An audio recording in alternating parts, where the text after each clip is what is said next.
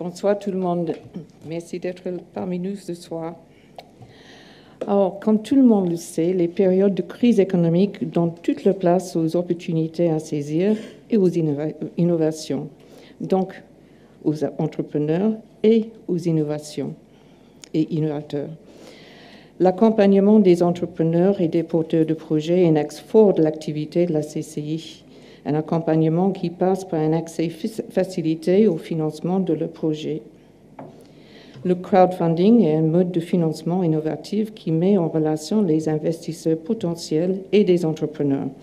Et c'est pour cela que la CCI est devenue, en avril dernier, partenaire de la FIPAC, la première plateforme de financement participatif calédonien. Alors, le rendez-vous de l'économie ce soir est particulièrement original. C'est du crowdfunding, mais c'est aussi du speedfunding. En effet, le FIPAC vous propose de financer 4 porteurs de projets calédoniens. Des projets qui sont bien sûr proposés en ligne sur la plateforme de la FIPAC, mais vous aurez la chance ce soir d'écouter le créateur vous en parler en direct. Ils auront 10 minutes pour vous convaincre.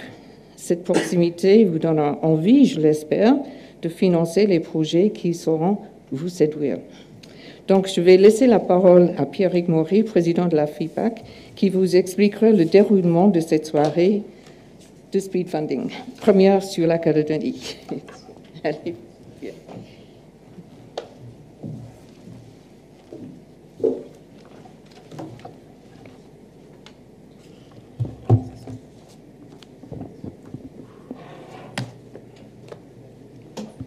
Bonsoir à tous, bienvenue, merci d'être présents effectivement ce soir. Donc dans la continuité de la création de la plateforme en avril de cette année, on a décidé de garder notre grain de folie et de lancer la première opération de speedfunding. Donc tout le monde a entendu parler du speed dating, c'est exactement le même concept, sauf que les personnes qui se présentent en peu de temps pour faire connaissance, c'est les investisseurs et les porteurs de projets. À la seule différence, c'est qu'effectivement, ces éléments de règles de jeu ne s'appliquent pas à moi, puisque j'ai pas de projet pour l'instant à présenter. Sauf que, effectivement, quelques principes auparavant d'introduction sur le fonctionnement du speed funding. C'est un événement extrêmement dynamique en termes de participatif. C'est même limite assez sauvage, puisqu'on laisse que 10 minutes aux porteurs de projets qui, généralement, ont laissé leur idée arriver à gestation et à mûrir pendant plus d'1 an. On leur laisse 10 minutes pour se présenter leurs produits, leurs concepts. Et derrière, vous avez, si vous le souhaitez, 10 minutes de questions. De manière très opérationnelle, il y a des bulletins de souscription qui sont à l'entrée. Ce sont des promesses de souscription, donc ça n'engage à rien. C'est juste que vous avez montré un intérêt pour investir dans un projet. Sachant que vous pouvez, durant cette soirée, c'est l'aspect dynamique, le faire soit à la sortie ou soit pendant. Vous pouvez intervenir, si vous le souhaitez, entre 1, 2, 3 ou 4 projets. La particularité de ce type d'investissement, c'est qu'on est dans le mode crowdfunding, donc on est sur des petits montants, puisqu'on parle de tickets à 25 000 francs. Vous pouvez intervenir plusieurs fois dans un même projet, mais par tranche de 25, donc 25, 50, 75 000 francs. Pour garder ce dynamisme, en fait, à la fin de cette soirée, on procédera au dépouillement. Et dès demain, en partenariat avec la CCI, on procédera à la communication, justement, des résultats, c'est-à-dire l'ensemble des promesses de souscription par projet qu'on aura pu collecter, que vous pourrez donc déposer à la sortie. Une fois qu'on aura obtenu ces résultats, la financière du Pacifique reviendra vers vous individuellement. On vous contactera individuellement pour fixer un rendez-vous pour finaliser vos investissements. Finaliser un investissement, ça signifie créer un compte investisseur. Ça, c'est pour ceux qui ne sont pas encore inscrits sur la plateforme, et j'en vois encore 2 ou 3 dans la salle. C'est aussi pour signer les actes de souscription. Et bien entendu, ça sera ce jour-là où, si vous le souhaitez, vous pourrez physiquement et réellement verser votre participation. Pour mémoire, le crowdfunding, ce n'est que l'amorçage de pompe. C'est-à-dire qu'on ne finance pas 100% de projets. On est un premier étage de la fusée de l'investissement. Donc généralement, on participe entre 5 et 20% de prise de participation. Et enfin, on considère que sur le montant du crowdfunding recherché, si on touche 30% de levée de fonds, alors c'est un succès. Bien entendu, si on n'obtient pas au moins 30% des fonds recherchés en crowdfunding, on remboursera au franc le franc les investisseurs. Au niveau de la collecte, elle est organisée dans une SAS, où on regroupe l'ensemble des investisseurs, et effectivement, ils restent présents dans cette SAS pendant 5 ans. Enfin, il y a un conventionnement juridique et réglementaire avec les porteurs de projets, puisqu'on signe une convention en compte courant, et bien entendu, vos apports sont rémunérés, et ça dépend effectivement des projets qu'on verra après. C'est la partie information réglementaire, compte tenu du cadre juridique. Je dois vous informer effectivement de l'existence de 2 risques. Le premier risque, c'est ce qu'on appelle un risque d'illiquidité. En résumé, il n'y a pas de marché de l'action sur le territoire. Si vous êtes propriétaire, vous investissez dans une SAS, vous ne pourrez pas revendre vos actions pendant les 5 années à venir. Vous en êtes propriétaire et il faut les garder. Ce qui m'emmène au deuxième risque, c'est-à-dire un risque en perte de capital, ce qui veut dire que même avec le soin le plus pointilleux qu'on a pu apporter à l'analyse des projets, il existe un risque que ces projets ne dépassent pas les 5 ans. Bien entendu, ce n'est pas ce qu'on souhaite. Ceci dit, de manière très opérationnelle, un petit mot d'introduction. Donc aujourd'hui, on a des porteurs de projets de différents secteurs, à différents degrés de maturité. Donc la première présentation qui nous sera réalisée, ça sera par la société CalCap, qui est ainsi un projet effectivement innovant, effectivement du charbon en Nouvelle-Calédonie. C'est une question à laquelle va nous répondre 2 porteurs de projets, à savoir Jean Lachaud, qui est secondé par Jonathan Chion. Dans un deuxième projet, on verra effectivement un projet que je qualifierais d'intérêt général. Celui-ci est basé en province Nord, puisque nous allons découvrir le projet de centre funéraire de Koné. C'est un métier effectivement qui parfois est mal connu, mais la présentation sera faite par un homme d'expérience, M. Pierre Bohanneau, qui a une capacité effectivement à décomplexer ce secteur et à nous montrer effectivement d'autres facettes. Enfin, en troisième projet, je vous propose de passer de la terre à la mer, puisqu'on a un projet qui sera porté par Tristan Chauvet. C'est un mécanisme révolutionnaire destiné à la pratique du kitesurf. Et enfin, en quatrième projet, les huiles essentielles du Nord, puisqu'après l'effort, le réconfort. Et enfin, donc c'est M. Pierre Boisguivy et Jean-Luc Delabria qui nous feront une présentation de ce beau projet industriel en province Nord. Messieurs, 10 minutes, c'est top chrono, il n'y aura pas une minute de plus. Hein. C'est très sauvage le speed pending. C'est pareil pour les questions. Enfin. Merci.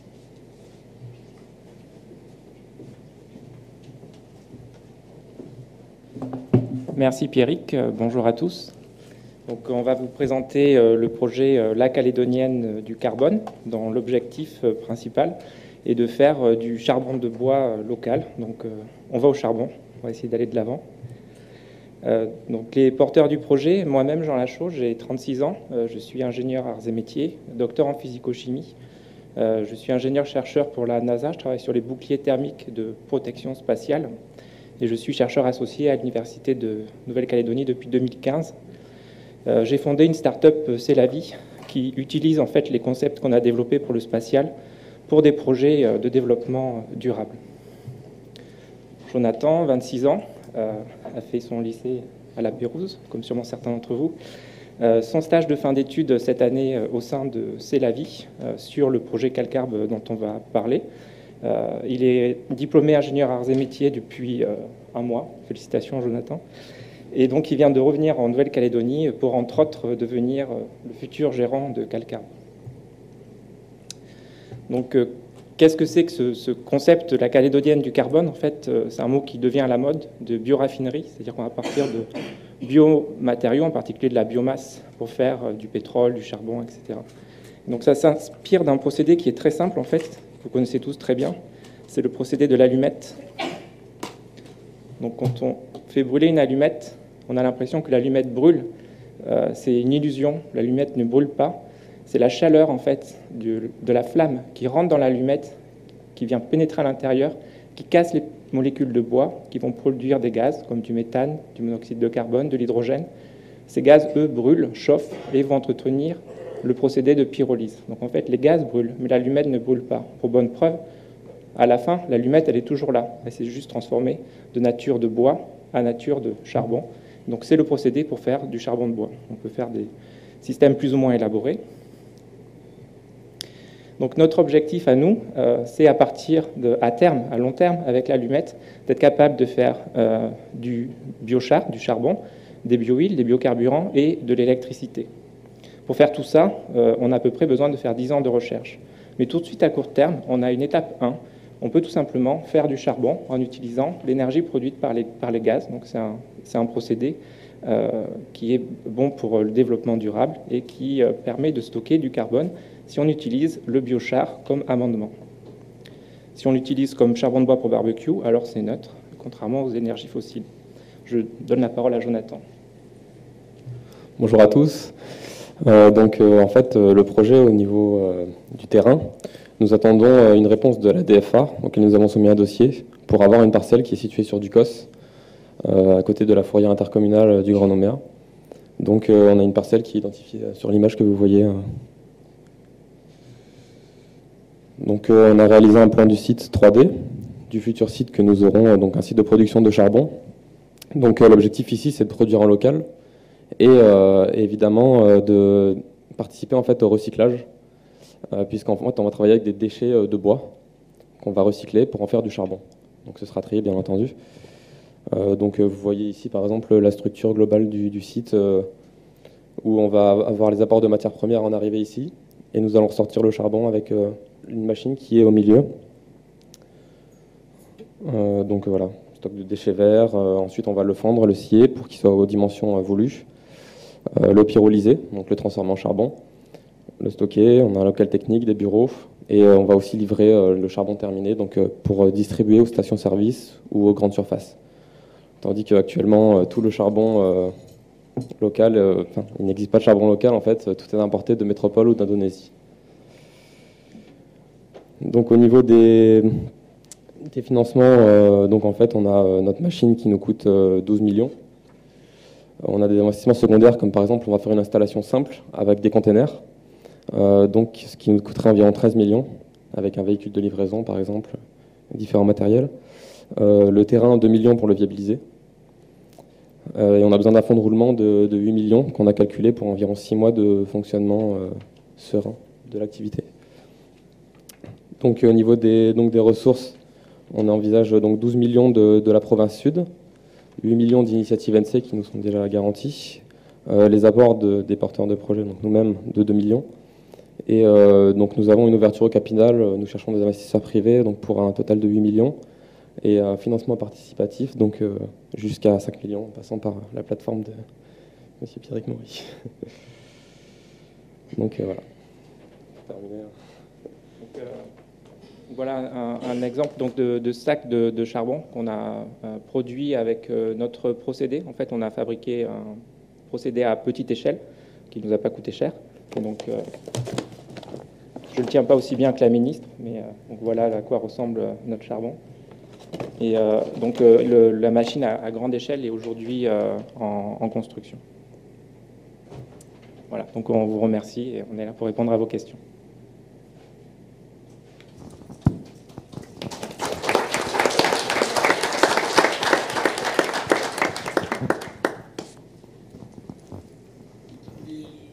Les déchets de bois, déchets verts.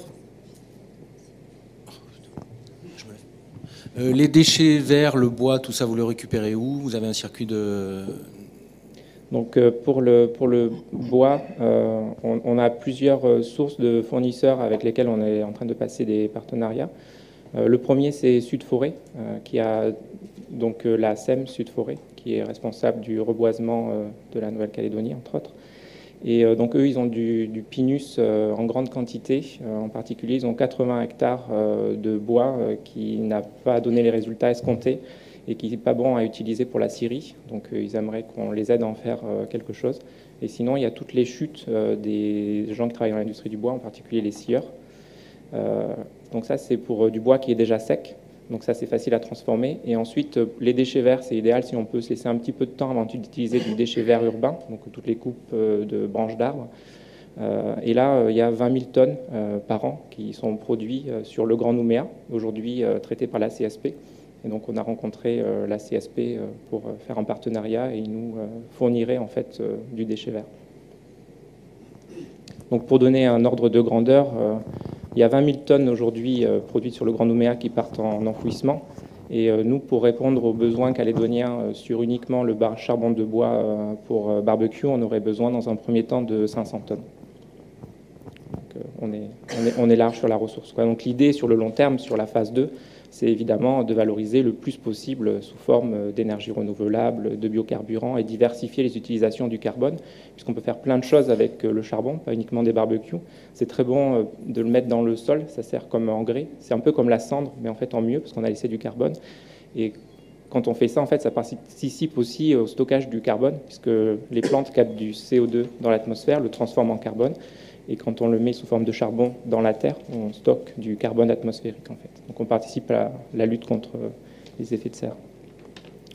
Et ensuite, plein d'autres applications sur le graphite utilisé dans les raquettes de tennis, dans les composites, etc. Donc ça, c'est des choses qu'on va étudier aussi par la suite, mais pour la phase 2. Le projet aujourd'hui est viable sur la phase 1 simple, puisqu'on aurait un chiffre d'affaires annuel prévisionnel de 20 millions.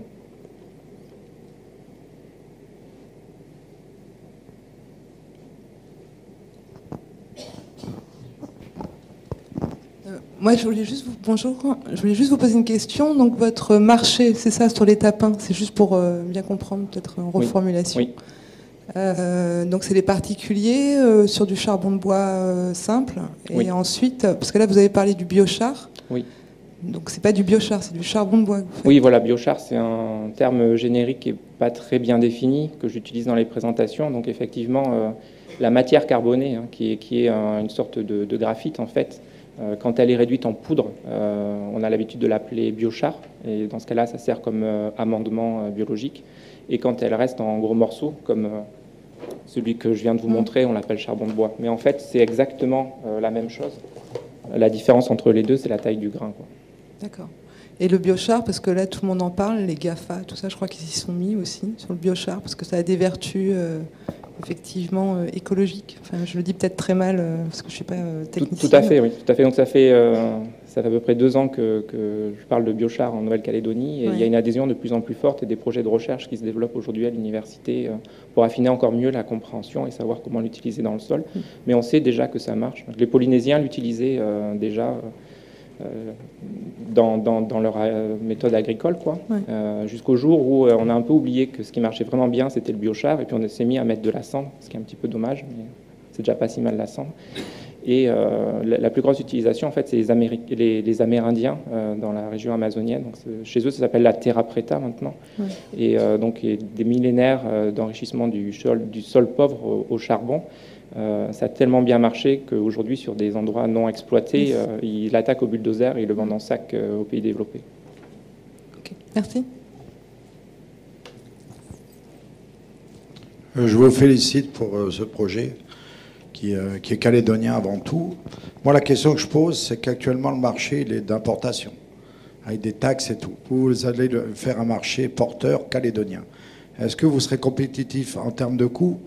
Parce que malheureusement, les produits locaux sont souvent nettement plus élevés que les produits importés. C'est pour ça qu'on a du mal à développer ces produits sur le territoire. Est-ce que vous avez fait une bonne étude de marché?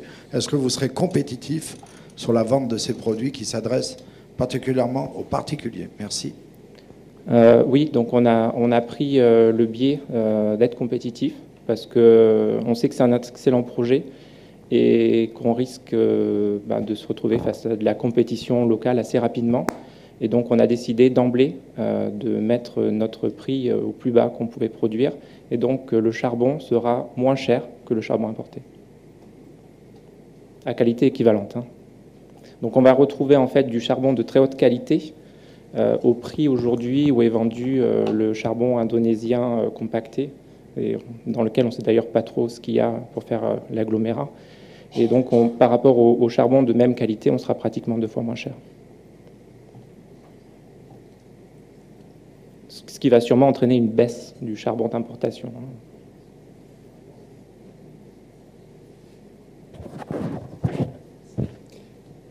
Effectivement, il reste juste le temps pour une dernière question. Est-ce que la quantité que vous allez produire, vous allez avoir la prétention de vouloir exporter?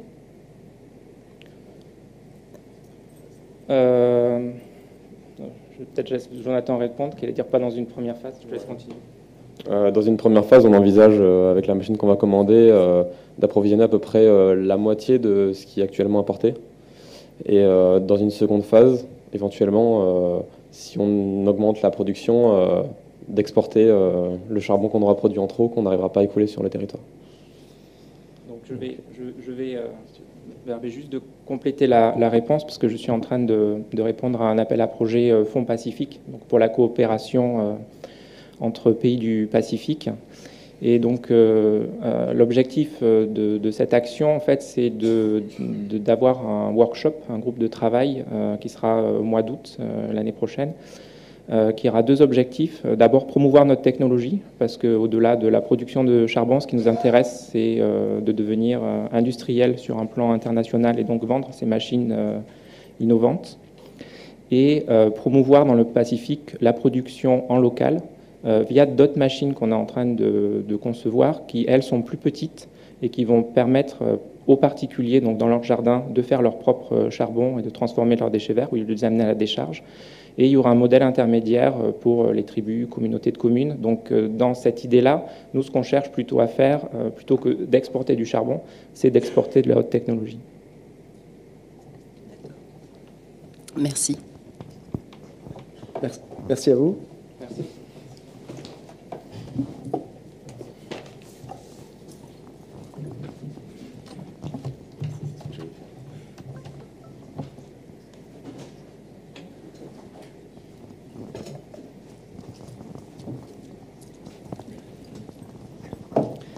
Ce que je vous propose, je pense que vous avez encore des questions, mais malheureusement le délai est imparti. Je vous propose de passer au deuxième projet, donc qui est la présentation du centre funéraire de Koné, qui sera réalisé par Pierre Bohanneau. Vous avez 10 minutes, Pierre. Voilà, bonsoir à chacune et à chacun. Donc le projet qui est notifié, c'est un projet funéraire qui a pour but de faire du transport, faire des soins, apporter des soins sur les défunts et voire les conserver. Un projet qui est en grande demande du côté de la province Nord, d'où je suis originaire, et un projet qui a été notifié et voulu, et comment dire, un projet qui a été sollicité par la province Nord, les communes de la zone VKPP, les communes de la côte Est. Donc c'est un projet qui est en grande demande sur la province Nord. Donc fort de cette demande, de par mon expérience professionnelle, j'étais amené à vouloir répondre à ce besoin. Donc, j'ai travaillé dans la commune de Nouméa pendant 10 ans, 5 ans dans la gestion de la morgue municipale, 5 ans dans la gestion des cimetières, et à l'heure actuelle, je suis toujours employé de pompe funèbre. Donc, fort de cette expérience, j'ai acquis une bonne assise par rapport au monde funéraire. J'ai côtoyé le monde funéraire dans toutes ses demandes, dans toutes ses valeurs. Donc, j'ai pu accueillir ces demandes. Donc, j'ai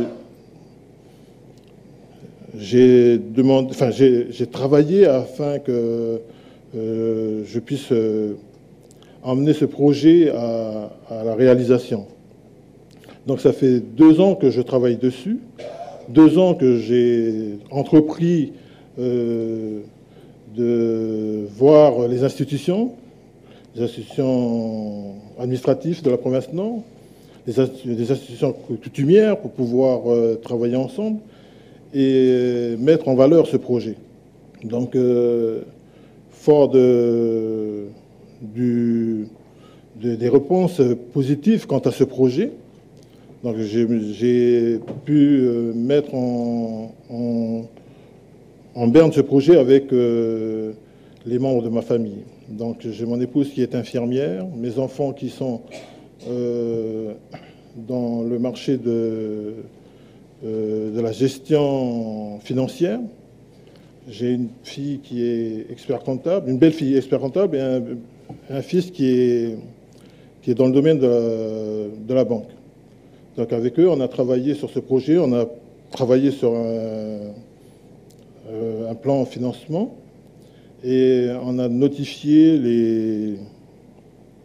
les demandes, on a notifié les besoins, on a notifié avec les études de l'INSTE la demande qui se fait en province nord. Donc, pour répondre à ce besoin, un besoin imminent de la province nord, nous avons travaillé à ce projet pour pouvoir mettre ce projet en vie, quoi. Donc il faut comprendre que la province nord, il n'y a rien qui est mis en place quant aux opérations funéraires. Nous avons en province nord des difficultés quant à conserver les corps, quant à permettre aux familles de pouvoir poursuivre les veillées funéraires, pouvoir permettre aux familles de pouvoir avoir un temps de conservation pour pouvoir permettre aux familles de veiller leurs morts. Donc on est obligé au jour d'aujourd'hui en province nord de inhumer les personnes presque à leur décès, quoi. Presque à la déclaration de leur décès. Donc ce projet va permettre aux familles de la province nord de pouvoir avoir du temps et de permettre aux familles de se rassembler pour pouvoir veiller, voire donner une inhumation convenable, voire donner des opérations convenables pour que les familles puissent être bien quand il y a des décès. Donc ce qu'il y a sur Nouméa, nous voulons également le faire sur la province nord, permettre qu'il y ait des soins, permettre qu'il y ait de la conservation, permettre également qu'il y ait une possibilité de faire des autopsies sur place. Parce qu'il faut savoir que dans ce monde funéraire, j'ai pu, moi, acquérir la possibilité de faire des autopsies, de participer à des autopsies avec des médecins légistes, avec la police et la gendarmerie. Donc c'est ce qui manque en province nord.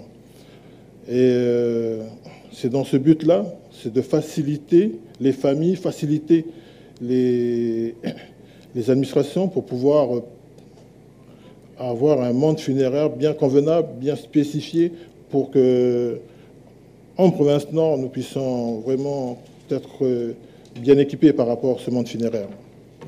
Donc, je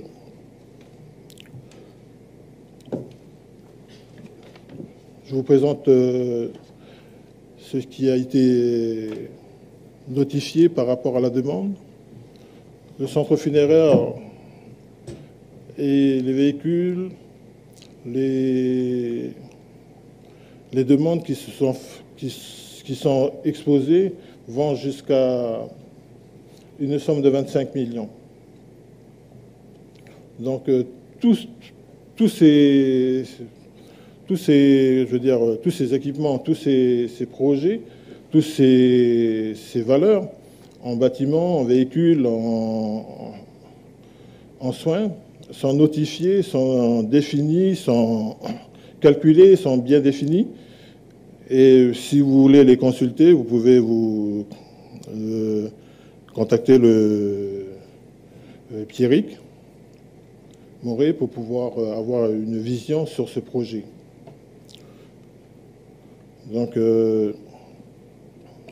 nous avons travaillé à ce que ce projet soit viable et la province Nord nous accompagne sur ce projet. La mairie de Koné nous accompagne sur ce projet. Donc, c'est fort de ces soutiens, fort de ces aides, que nous voulons travailler à mettre en valeur ce projet funéraire. Il reste une minute, Pierre. Oui. Donc voilà, hein. Les minutes sont passées. Si vous avez des questions, je m'excuse, mais j'ai un peu le tract. Je n'ai pas l'habitude de me présenter devant du monde. Donc, difficile de pouvoir exprimer. Donc voilà un peu. Si vous avez des questions par rapport au projet, donc, je suis tout oui.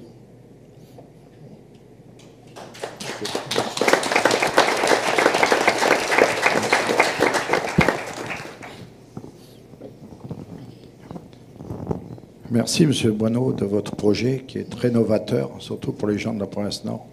Parce que vous apportez un service de soins, un accueil des familles, tout ce qui manque pour célébrer nos défunts. Il ne faut pas oublier qu'on est vivant, mais demain, peut-être, on ne sera plus là. Je vais vous en remercier. Merci. Moi, je vois pour votre projet, vous ne portez pas de salaire. Comment vous comptez vous rémunérer? Parce que vous allez quand même travailler à 100% pour ce projet. Je ne vois pas de salaire dans le projet de financement. Comment vous comptez vous rémunérer? Est-ce que vous pensez être compétitif? Toujours pareil, la compétition par rapport aux sociétés du Sud? Parce que les gens en province Nord, ils ont peu de moyens. Et eux aussi, ils regarderont aussi les coûts. Merci de votre gentillesse. Donc, au niveau de la compétitivité, au niveau du salaire que j'aurai, tout a été déjà notifié dans le plan business. Tout était bien clair. Je vais parler franco. Ici, sur Nouméa, quand une personne vient à décéder, une personne de la province Nord, elle est prise en charge de l'hôpital à la morgue, de la morgue à la province Nord.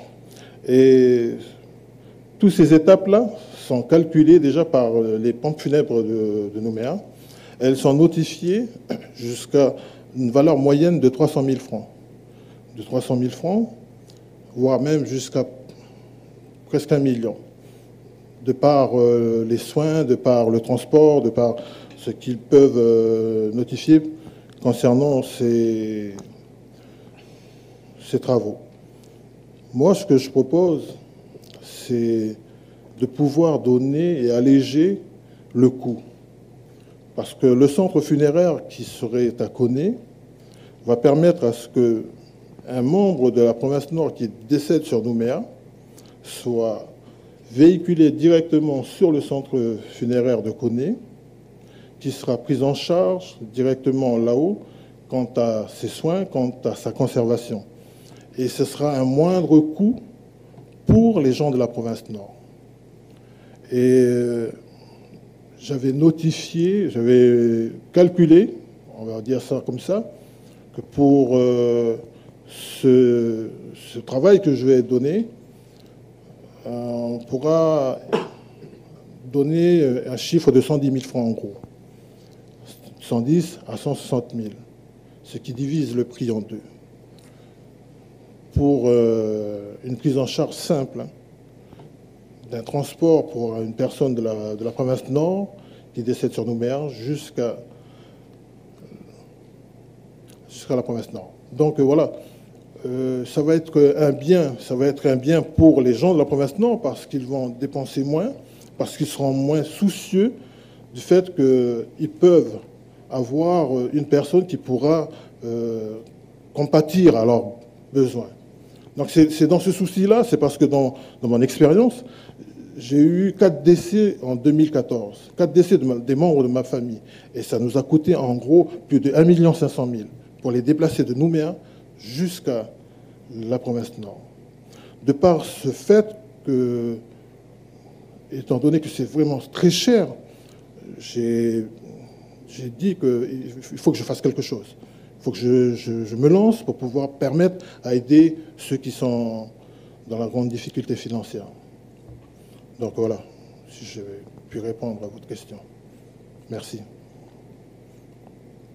Qu'est-ce qui est fait à Poumac pour l'instant à la mort? Rien du tout, rien du tout. À Koumak, il y a simplement une morgue, il y a une salle de préparation, mais il n'y a personne pour y travailler. Il y a une personne qui fait du transport de corps, mais qui n'est pas habilitée à faire des soins, à faire de la conservation de corps. Donc, voilà. Il y a aussi Bouraï, qui a une personne qui fait du transport de corps.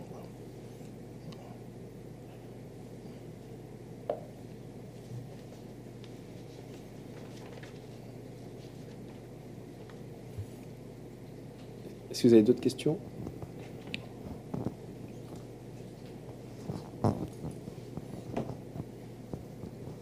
Oui, juste pour bien comprendre, jusqu'à aujourd'hui, donc le transport des corps sur la province Nord est pris en charge par la province. C'est ça ou par les familles? Par les familles. Aujourd'hui, là, les 300 000 à 1 million sont pris en charge par la famille? Par les familles. Ils sont supportés par les familles. D'accord. Il peut y avoir des aides, parce que certaines communes peuvent aider les personnes qui sont vraiment dans des grandes difficultés financières, mais pas toutes les communes. Donc je sais qu'il y a la commune de Yinguen qui peut aider les familles, et jusqu'à l'heure actuelle, il n'y a que cette commune qui aide leurs habitants. D'accord. Donc ce sera un réel bénéfice pour toute la population, en fait. Voilà, tout à fait. D'accord. Merci.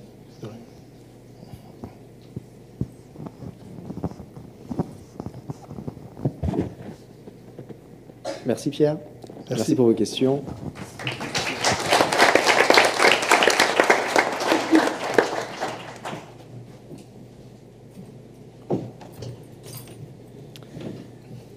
Ce que je vous propose, c'est de passer au projet numéro 3, donc Hula Hoop, qui sera présenté effectivement par Tristan Chauvet. 10 minutes, Tristan, et après, effectivement, sanction, on coupe, et 10 minutes de questions. La parole est à vous. Bonsoir. Alors, mon projet, c'est de vendre un brevet à une grande marque de kitesurf. Donc, je me nomme Tristan Chauvet, je suis enseignant de technologie au Collège de Magenta depuis 20 ans. Et ma formation initiale, c'est le design, l'esthétique industrielle. Et je fais du kitesurf depuis 20 ans également. Le kitesurf, c'est un tout nouveau sport qui est arrivé en Calédonie il y a 20 ans et qui a évolué énormément depuis ses débuts. Il y a eu, à chaque évolution, c'est la technologie qui l'a fait évoluer. Il y a eu, en 2014, par exemple, des nouvelles technologies qui ont tout changé et qui ont permis à un grand nombre de pouvoir en faire parce que c'était beaucoup plus sécurisé. Donc beaucoup plus de gens se sont mis à en faire et il y a eu de nombreuses écoles qui se sont développées. Alors le kitesurf, le principe c'est d'être tiré par un cerf-volant et de naviguer sur une planche. La majorité de la pratique se fait sur l'eau, mais il y a aussi de la pratique sur de l'herbe ou sur de la neige. Ce sport a évolué et il est venu de la planche à voile. Donc la majorité du matériel, notamment au niveau du harnais, est venu de l'utilisation du windsurf et de la planche à voile.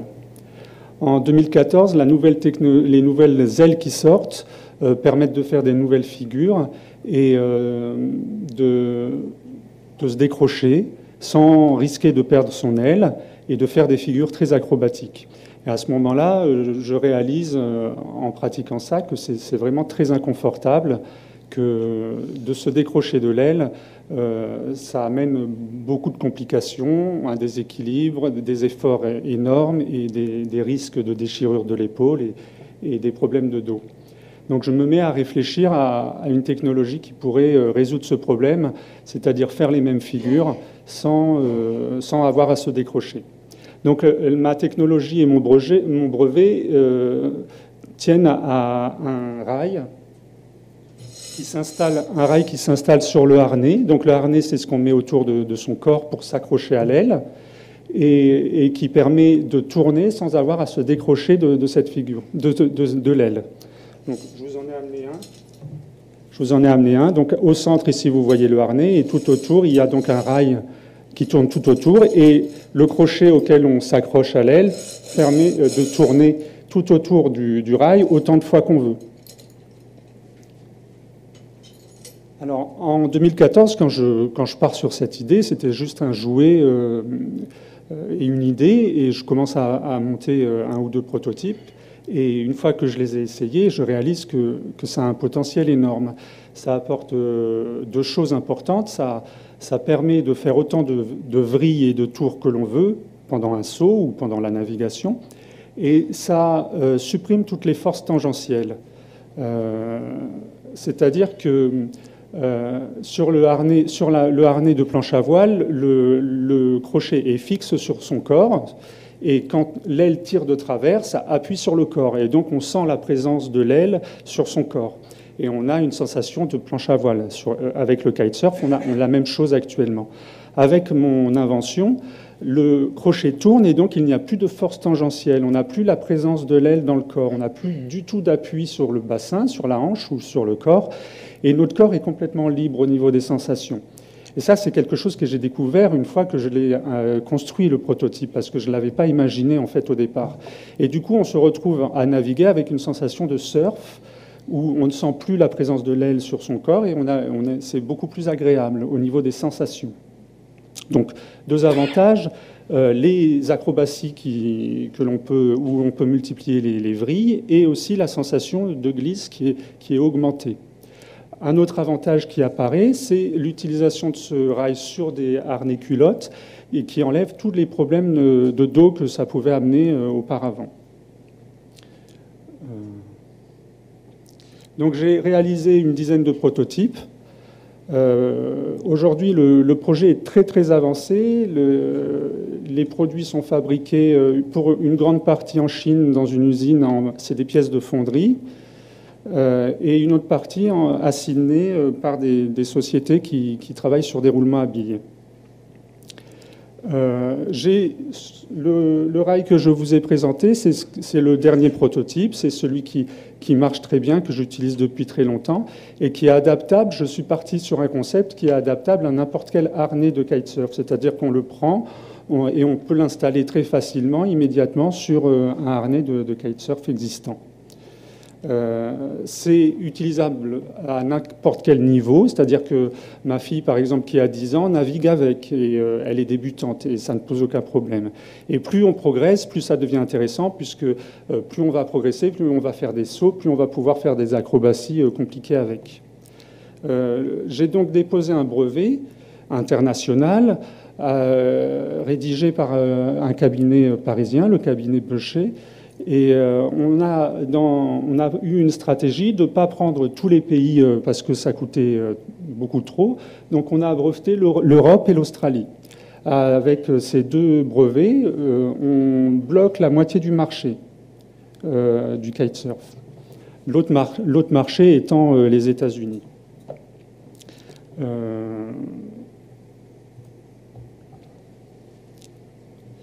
Actuellement, donc, le rail est fabriqué en Chine, le chariot qui tourne autour est fabriqué en Australie. Les deux, le concept permet de les assembler en magasin, n'importe où on veut, et de les installer sur n'importe quel harnais. Il a été optimisé. Moi, je l'utilise depuis très longtemps. J'ai usé des harnais sur ces rails. J'en suis à mon 3e harnais sur le même rail. Donc, c'est un matériel qui fonctionne très, très bien. Il existe 2 moules pour une taille médium et pour une taille small. Les délais de livraison sont de 2 mois. Donc ce brevet, l'idée c'est de le vendre à une marque, mais pas en le présentant comme étant un rail qui peut se mettre sur n'importe quel harnais comme c'est aujourd'hui, mais de le présenter comme un nouveau concept de glisse qui va permettre à une marque de vendre toute une gamme, c'est-à-dire de produire des ailes, des planches, des barres de navigation qui sont en rapport avec cette pratique. un peu comme aujourd'hui, ce qui se passe aujourd'hui avec le foil. On le voit si vous regardez un peu ce qui se passe à Lanzvata, les gens qui pratiquent ce sport. Beaucoup de gens font du foil et c'est ce qui se passe actuellement. Toutes les gammes, toutes les marques essaient d'orienter leur gamme là-dessus sur cette pratique avec le foil pour pouvoir vendre leurs ailes et leur matériel. Donc les clients, ils sont nombreux, il y a énormément, il y a plus de 50 marques de kitesurf dans le monde.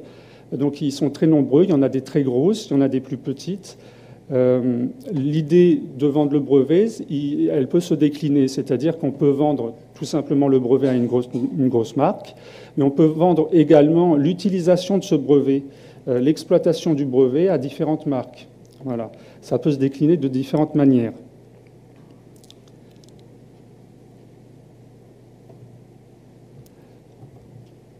Alors, la SARL, elle est en train d'être montée.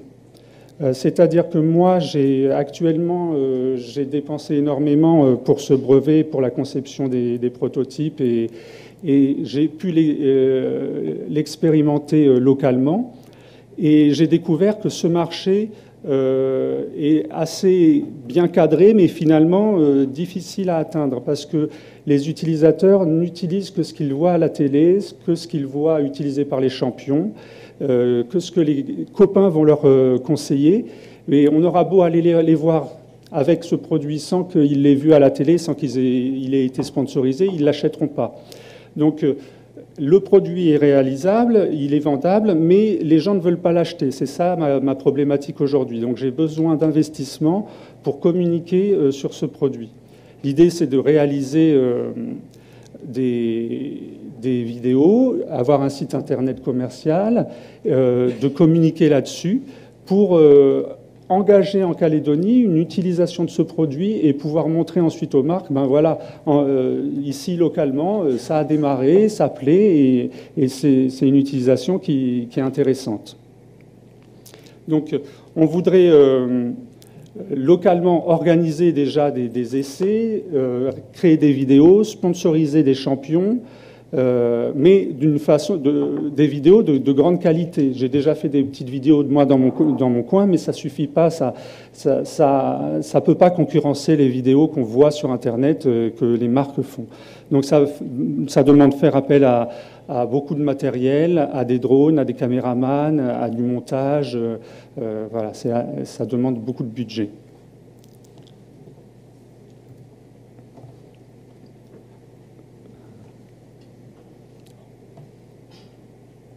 Donc là, vous avez une série de marques qui pourraient être des clients. Je vous ai parlé de tout ça. Le marché, il y a très peu d'études de marché. On en a trouvé quelques-unes qui montrent que quand on commence à s'intéresser, comme c'est un marché international et qu'on commence à parler de chiffres, on a très vite des vertiges. Parce que comme c'est un sport moderne et récent, l'utilisation augmente énormément. Il y a une croissance des ventes qui a été calculée en 2014 qui était de 30% chaque année. Donc ça augmente énormément. Il y a, pour chaque utilisateur, il dépense en gros 110 000 francs par an dans son matériel. L'utilisateur classique, c'est quelqu'un qui a aux alentours de 34 ans et qui est actif. Qui a un métier, qui est cadre ou quelque chose, un métier qui lui permet de dépenser dans le sport assez aisément. On a fait des calculs en 2012, les seuls calculs qu'on ait au niveau du marché, en 2012, il y avait 1,5 million de kitesurf. Et le marché était de 250 millions de dollars US. On a fait des petits calculs sur des rendements très bas en essayant de ne pas trop gonfler les choses. On s'aperçoit qu'en prenant une niche de 5% du marché du kitesurf et avec des rentabilités qui sont assez faibles, comme actuellement avec mes toutes petites productions, là, avec ces rails-là, je fais des productions de 30 produits sur des toutes petites quantités et on arrive à des résultats de plus d'1 milliard en retour d'investissement. Donc, comme ça touche, comme c'est un brevet international, ça touche très rapidement des ventes énormes. Il vous reste une petite minute, Tristan. D'accord.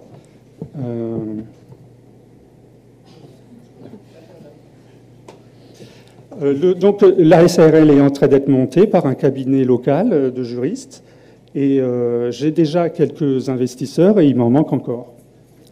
L'idée, ça serait de faire je ne cherche pas une grosse quantité, je voudrais atteindre 6 millions pour budgétiser la communication de ce produit et la vente ensuite. Voilà. Merci. Est-ce que vous avez des questions ?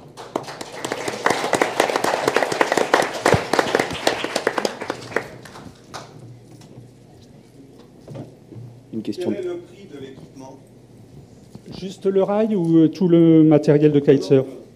Alors, juste le rail, actuellement, il a un coût de revient de 10 000 francs et je le vends à un prix de lancement à 20 000 francs, ce qui est vraiment un prix de lancement dans ce domaine du marché. Il faut savoir qu'une aile de kitesurf, ça atteint les 200 000 francs et une planche, ça atteint les 80 100 000 francs. Voilà.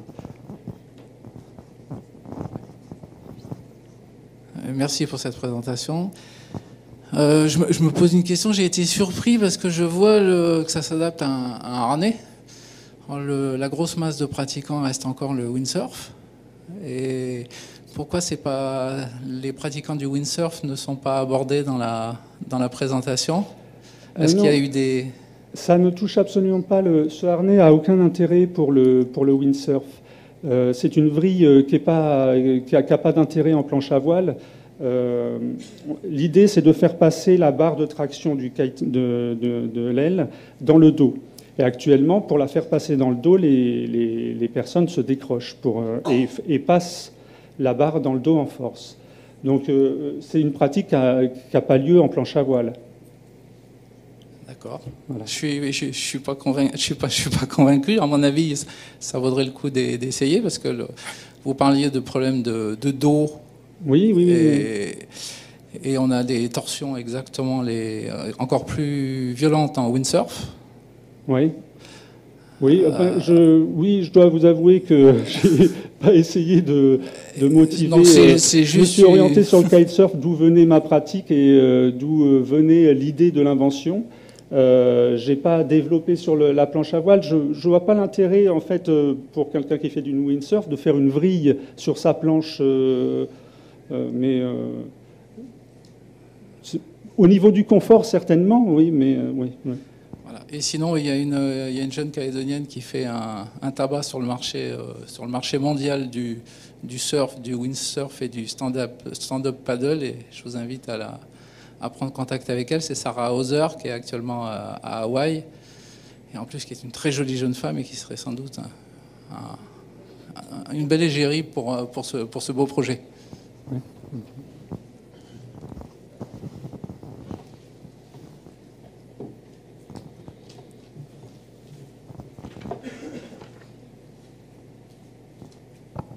Merci, bonsoir.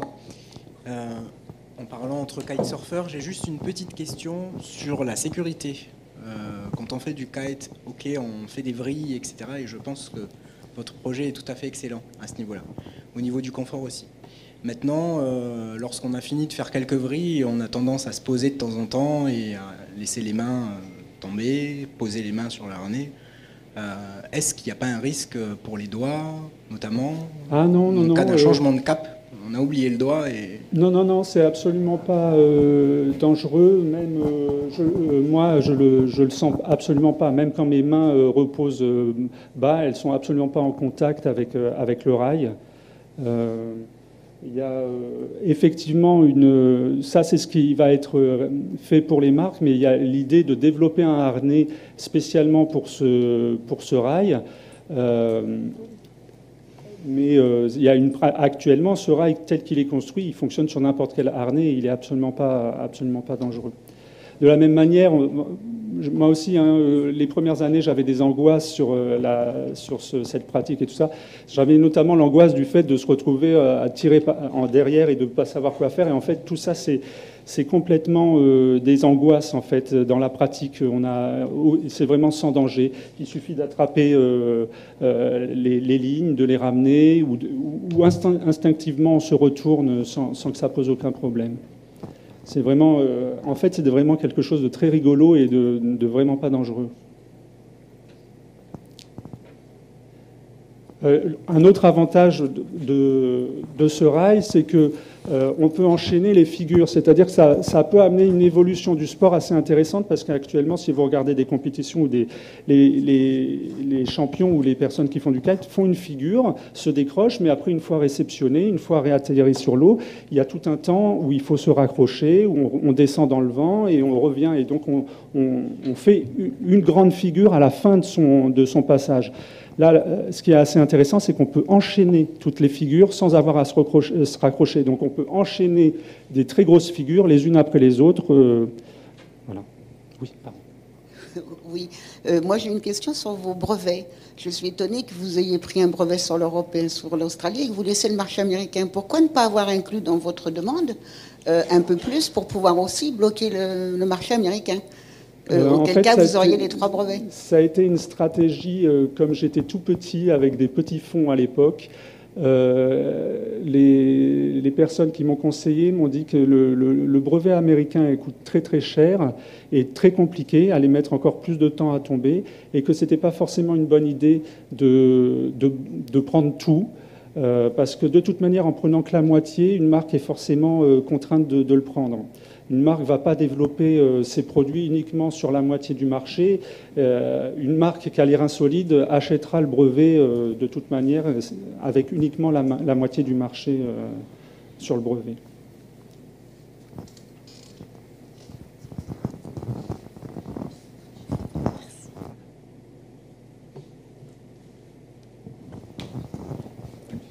Plus de questions, ça tombe bien. Tout à l'heure, j'ai dit reste 1 minute, mais là, il n'y a plus rien. Il n'y a plus de temps pour les questions. Merci Tristan. Je vous remercie.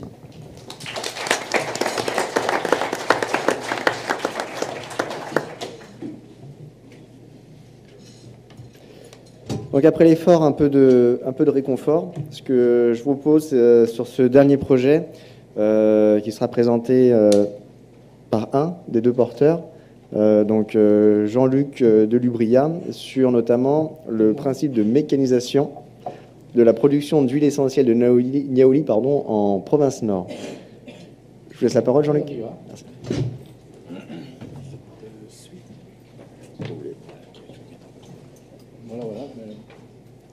Bonsoir et merci de votre intérêt.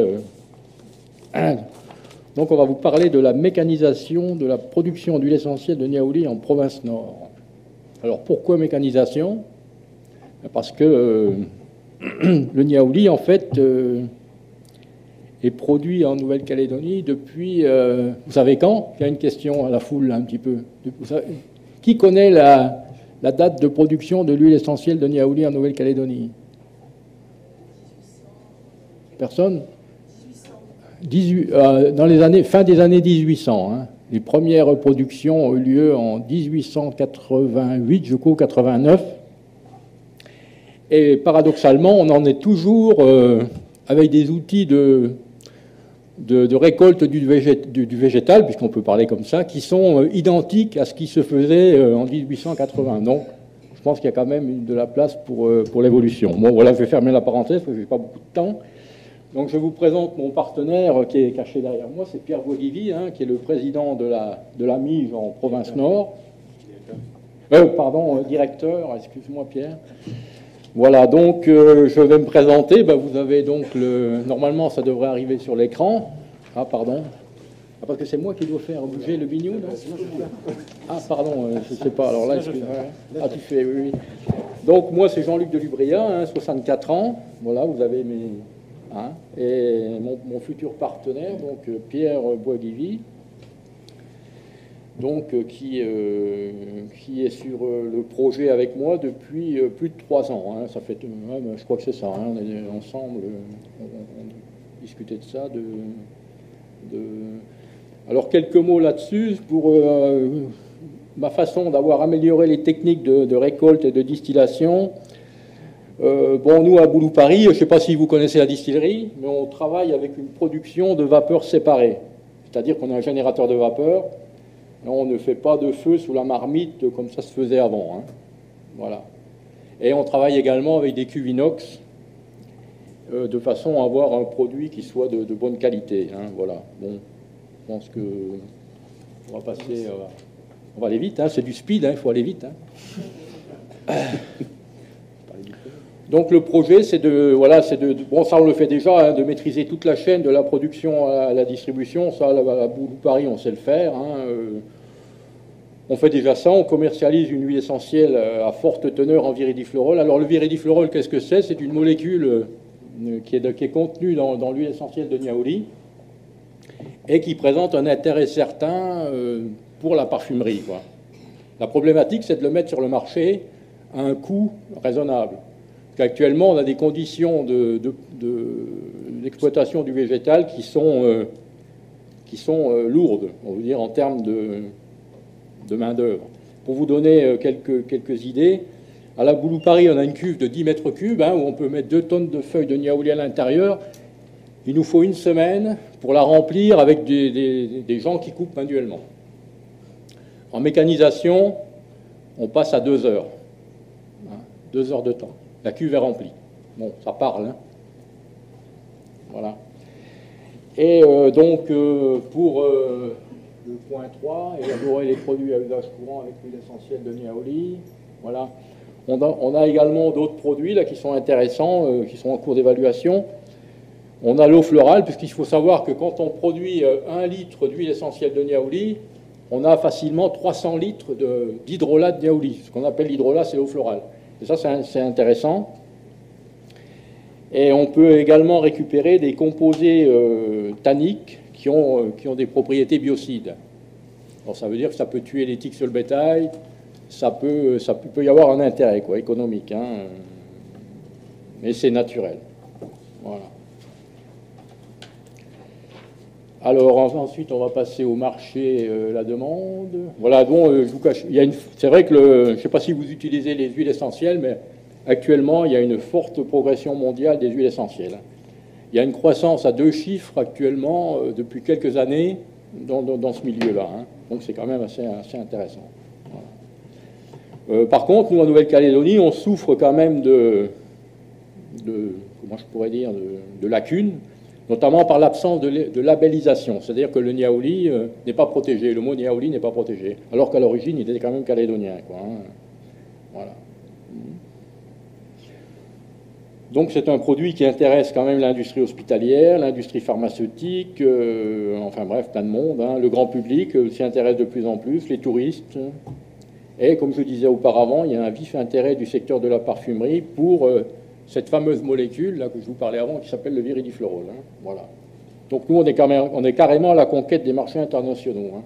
Mais pour faire ça, il faut qu'on soit dans une fourchette de prix, si vous voulez, qui soit compétitive, parce qu'on vise l'exportation, nous, c'est clair. Hein. On ne fait pas ça pour le marché local, hein, il est trop petit. Hein. Mais pour viser le marché pour viser les marchés internationaux, il faut être dans une fourchette de prix qui soit en phase avec le marché mondial des huiles essentielles. Hein. Pour vous donner une idée, la lavande, par exemple, ça tourne autour de 100 € le kilo. Voilà, si un producteur vient avec 200 €, on ne passera pas, quoi, hein. Il faut être dans les clous, quoi. Après, il y a la qualité du produit, il y a tout ça, quoi. Et en Calédonie, on a un Niaouli qui est quand même assez exceptionnel. Hein. Voilà. Donc, pour continuer la... ouais, voilà, mais ça va vite. Hein. Donc, création d'un partenariat avec la distillerie de Boulou Paris. Hein. Voilà, nous, on s'occupe du stockage, du flaconnage, de l'étiquetage, de la distribution. Et ça, on le fait très bien. Hein. Alors là, notre projet, donc, il va s'inclure en province Nord. On a accès donc à du foncier intéressant qui appartient au territoire, donc il n'y a pas de problème de revendication, de choses comme ça. Et on a impliqué également, on a parlé des stagiaires du lycée agricole de Pointe-Boute, mais il y a également comment ça s'appelle le RSMA là, de Kouma qui est intéressé par notre projet également. Hein. Voilà. Donc le jour où on sera capable, ça on le sera de toute façon, il n'y a pas de souci, on intéressera les groupes internationaux, ça c'est clair, parce que je vous dis, on a déjà été approché par des Américains, par des partenaires européens. Là récemment, on a un distributeur espagnol qui veut 10 tonnes d'essence de Niaouli.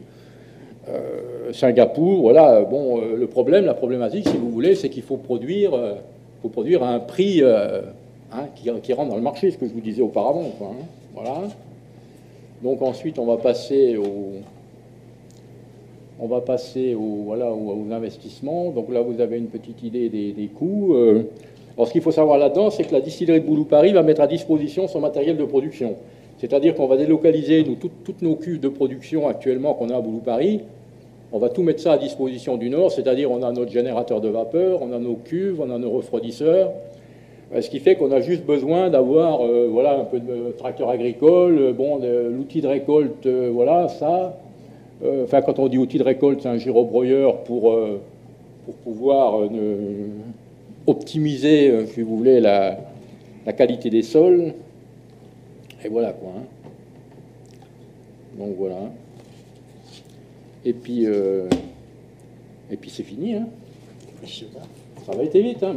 On m'a dit que c'était du speed, donc j'ai fait de mon mieux. Hein.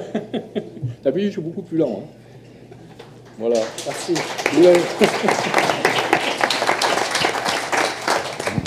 Bon, maintenant, je vais laisser la parole à Pierre Boyevi. C'est lui, s'il y a des questions, il n'y a pas de souci.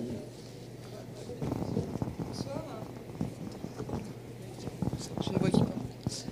Le Niaouli, je ne connais pas du tout ce marché-là. C'est uniquement, il y a d'autres pays qui en produisent. Ouais. On est compétitif. Pourquoi nous, en Calédonie, on serait plus compétitif que d'autres pays? Je pose peut-être une question très... Tout à fait. On a surtout le Madagascar qui produit à des coûts plus bas. Nous, on produit en Nouvelle-Calédonie, on n'a pas les mêmes, comme on parlait de viridiférol tout à l'heure, on n'a pas les mêmes types de produits que Madagascar. Donc, on essaie de faire. C'est pour ça que mon collègue Tarou parlait de labellisation. Il faut vendre ce produit sur le plan international, qui est particulier ici au Niaouli de Nouvelle-Calédonie. Excusez-moi, Pierre. Oui, alors ce qu'il faut savoir en Nouvelle-Calédonie, c'est qu'on a un Niaouli avec une qualité, enfin si vous voulez, on a le viridiflorol, un peu chimique, qui est quasiment à l'état pur. Et on ne retrouve cette molécule qu'en Nouvelle-Calédonie dans cet état. On va la trouver bien sûr à Madagascar, on va la trouver en Australie, mais elle va être accompagnée d'autres molécules qui ont le même poids moléculaire. Donc c'est très très difficile à séparer. Alors que nous, c'est beaucoup plus facile. C'est l'intérêt. Et ça, c'est prouvé scientifiquement. Hein. C'est pas moi qui l'ai inventé. Il y a suffisamment de publications scientifiques qui en parlent. Que la Nouvelle-Calédonie a une spécificité là-dessus, c'est que d'ailleurs, on peut en être fier, on a le Niaouli qui a la meilleure odeur au monde. Hein. Et ça, c'est pas moi qui le dis, c'est des laborantins qui ont travaillé avec des huiles essentielles de Niaouli du monde entier et qui m'ont confirmé qu'on avait un bon Niaouli, quoi. Merci.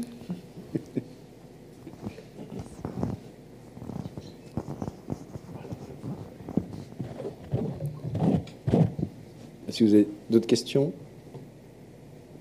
pour ces deux porteurs de projet?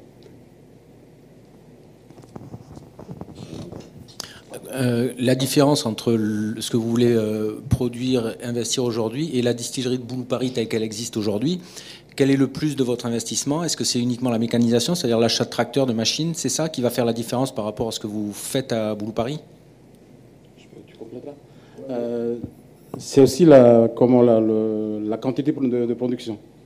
Dans le Nord, on a plus de superficie exploitable. On fait de recherche en fait pour identifier des superficies qui ont les critères déterminés économiquement, c'est-à-dire l'accessibilité, proche d'un point d'eau, proche aussi de la ligne électrique. On trouve plutôt ça dans le Nord, d'accord? On a fait des essais en fait un échantillonnage et des essais sur point bout. Hein, on a des surfaces planes et tout, des éleveurs, on a fait des records, on a fait des essais. Point bout ne produit pas, pratiquement pas d'essence de Niaouli. Voilà, on a été surpris, voilà. L'année dernière, on a fait cet essai. plus dans le nord, pour y avoir travaillé, puisque à l'époque, moi je le faisais déjà, mon père le faisait, donc je l'ai fait. Donc dans le nord, on va trouver des surfaces avec des densités plus importantes de niaouli. Donc plus de volume mécanisable, donc plus de volume à produire. Donc, ce qui va compenser en fait ce qu'on n'a pas pu produire, Jean-Luc sur Boulevard jusque-là.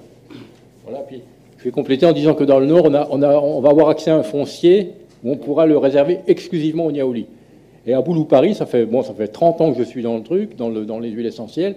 On est constamment en train d'essayer de trouver des zones, de travailler avec des éleveurs locaux qui veulent bien nous autoriser à couper le niaouli.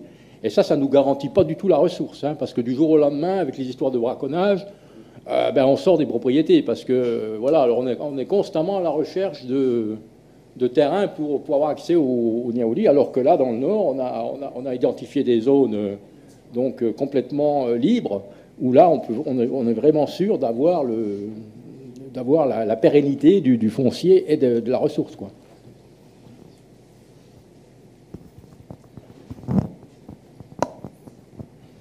Oui, moi je voulais connaître le chiffre d'affaires que vous comptiez réaliser, enfin au niveau du prévisionnel, et également comment est-ce que vous pensiez toucher en fait le monde des huiles essentielles. Est-ce que c'est eux qui viennent vers vous? Est-ce qu'il y a une réelle demande? Comment écouler toute cette production que vous allez avoir? Je m'excuse parce que je n'ai pas bien saisi, je ne comprends pas bien, je suis un peu dur de la feuille. Le chiffre d'affaires qui est attendu avec cette mécanisation. Alors le chiffre d'affaires, en fait, on va être très modeste au départ, hein, puisqu'au départ, on vise déjà le marché local, en fait, pour répondre. Non, je ne peux pas vous répondre parce que ça peut être le marché local, ça peut être, je ne sais pas moi, 20-30 millions. Comme ça peut être beaucoup plus important en fonction de la demande. Parce que, si vous voulez, notre défi, c'est de mettre sur le marché une huile essentielle qui soit à un prix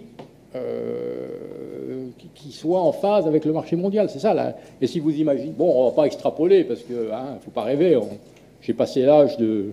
Je ne peux pas vous répondre à cette question. Sur le marché local, oui. Oui, il y a à peu près 1 tonne d'huile essentielle qui peut être vendue localement. Bon, ça peut représenter un marché d'une 30aine de millions. Voilà. D'accord. Et vous avez une demande aujourd'hui qui arrive de l'international, du monde, pour avoir du niaouli? Oui.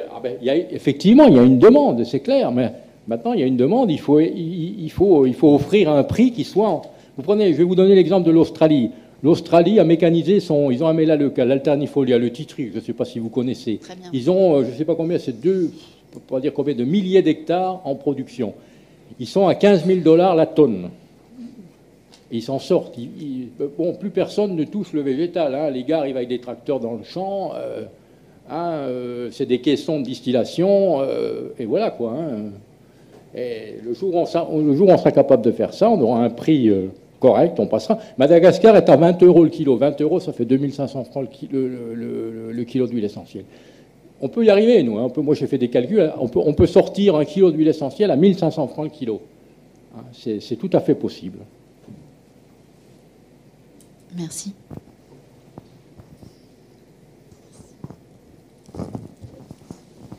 On a atteint le quota des 10 minutes pour les questions. Merci aux porteurs de projet.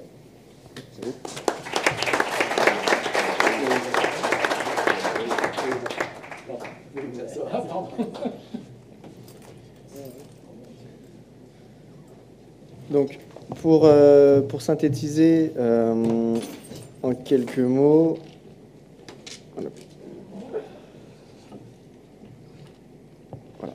Vous pouvez retrouver l'intégralité des projets et vous aurez un peu plus de 10 minutes si vous souhaitez les lire sur la plateforme, donc qui est sur fipac.nc. Faut être inscrit pour ça. Donc, je vous invite à vous inscrire sur la plateforme pour accéder à l'intégralité des projets. Il y a certaines questions, je pense que vous n'avez pas pu poser, mais vous retrouvez les réponses en fait sur le site, puisqu'il y a une présentation aussi des porteurs de projets, de la stratégie, quelques éléments chiffrés, puisque effectivement, c'est là le rôle de la FIPAC, c'est d'accompagner les porteurs de projets vous l'avez bien compris, qui maîtrisent très bien leurs concepts et leurs produits, mais au niveau de l'administration de l'entreprise, de temps en temps, un petit soutien complémentaire peut être apporté. En tous les cas, je tenais à féliciter nos porteurs de projet de s'être livrés à cet exercice, pas forcément facile, du speed funding. Il a déjà fallu expliquer aussi le concept, qui présentent aussi leur projet. Je pense que c'était aussi une première fois pour certains. Merci aussi à vous d'être venus ce soir à cette première opération, donc appelée Opération Speed Funding 1, vous l'avez bien compris, et des numéros 2 et 3 qui suivront, les prochains épisodes arriveront. Je compte sur vous pour communiquer sur ce type d'événement autour de vous, et surtout, je voulais vous remercier de votre présence et aussi de la CCI de nous avoir accueillis ce soir dans l'amphi. Voilà, je vous souhaite à tous une bonne soirée. Les bulletins de souscription sont à la sortie. Bonne soirée. Merci.